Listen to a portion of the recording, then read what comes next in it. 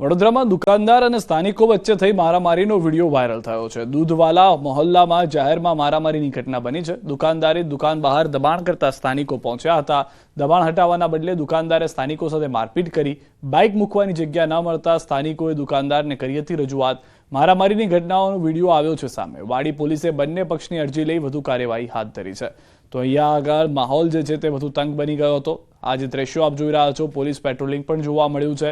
દબાણ હટાવવાનું કહેતા સમગ્ર ઘટના મારામારી સુધી પહોંચી ગઈ હતી।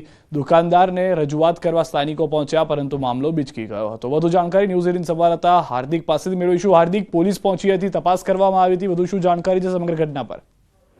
બિલકુલ સિદ્ધાર્થ, જો વડોદરાની વાત કરીએ તો છેલ્લા ઘણા દિવસોથી વડોદરાને ગુનાખોરીનું ગ્રહણ લાગી ગયું હોય તેમ લાગી રહ્યું છે। હવે આખી આ જે ઘટના બની છે ત્યાં ક્યાંક ને ક્યાંક જે કોર્પોરેશન જે છે તેને જવાબદાર ઠેરવી શકાય, કારણ કે વડોદરા શહેરમાં ઠેર ઠેર દબાણો થઈ ગયા છે। ત્યારે અત્યારે આ જે દુકાનદાર છે કે જેને પોતાની દુકાનની બહાર ગેરકાયદેસર દબાણ કર્યું હતું તે કઈ હદે ફાટી નીકળ્યો છે તેનો આ વિડીયો પરથી જે અંદાજો છે તે લગાવી શકાય છે।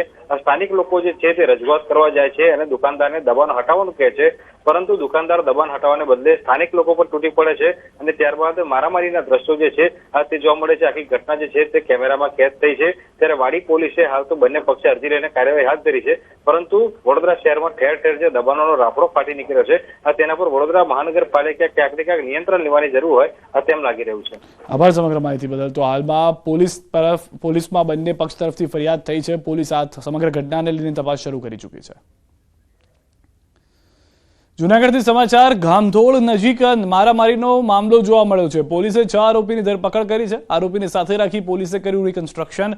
હથિયાર વડે હુમલો તથા રાયોટિંગનો ગુનો દાખલ થયો છે। આરોપીઓએ છરી વડે કર્યો હતો હુમલો। 2 ઇજાગ્રસ્તોને હજુ પણ સારવાર હેઠળ છે।